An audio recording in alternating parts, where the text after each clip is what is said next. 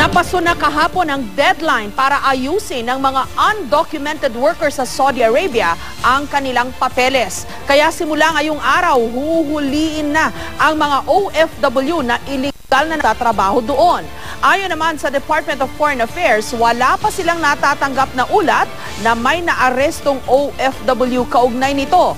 Mula nung i-anunsyo ang paghihigpit ng Saudi Arabia sa kanilang immigration policy, mahigit 4,500 undocumented OFWs na ang nakauwi sa Pilipinas. May report si Steve Dailis.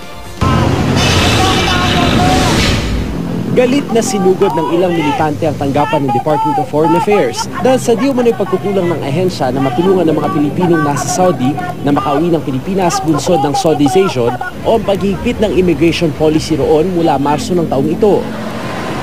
Kahapon na paso ang ibinigay na ikalawang extension ng gobyerno ng Saudi Arabia para kumpletuhin ng undocumented workers ang requirements na nakasaad sa bagong polisiya. It now appears that the Saudi Interior Ministry has already announced the end of the grace period. Since we have not received any positive response, then the grace period has now ended. Ang mahuling lalabag dito pagkatapos ng deadline, makukulong at pagmumultahin. Kaya naman libo-libong overseas Filipino workers o OFWs ang nagkukumahog na makakuha ng exit visa.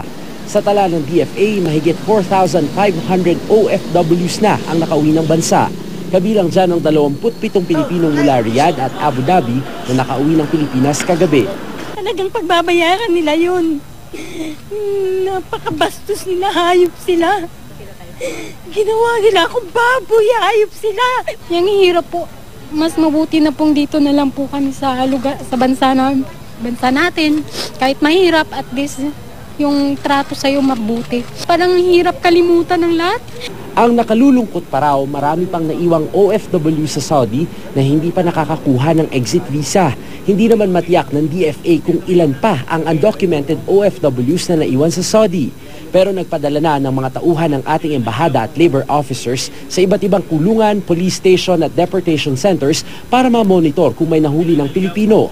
There are still no reports of any arrest. Our kababayans are advised to follow the instructions of the Saudi authorities if they are arrested. Our posts in Saudi Arabia will try their best to reach and assist you as soon as possible. Nananawagan din ang DFA sa mga Pilipino roon na makipag-ugnayan sa embahada at labor officers para makuha ang kanilang exit visas. Yan ay para maiwasan daw ang mga nananamantala sa sitwasyon. Those who have already applied for repatriation or regularization during the grace period are safe, and they will be repatriated as soon as they receive their exit visas. Inihanda naman ng embahada ang temporary shelter sa Riyadh at Jeddah para magsilbing pansamantalang tahanan ng mga naiwang Pilipino sa Saudi.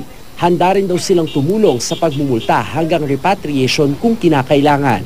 Sa kabila ng maigpit na pagkapatupad ng Saudization, sumulat daw si Vice President Binay sa hari ng Saudi para palawigin pa ang deadline ng undocumented workers. Yung mga pinoproseso yung papeles, walang dapat ikatakot. Hindi naman yun huhulihin.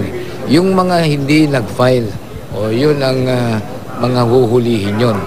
Hiniling din daw niya ang pagpapalawig sa deadline ng 40 million peso blood money para sa kalayaan ng OFW na si Joselito Zapanta na nakatakdang bitayin ngayong buwan sa kasong pagpatay sa isang Sudanese national.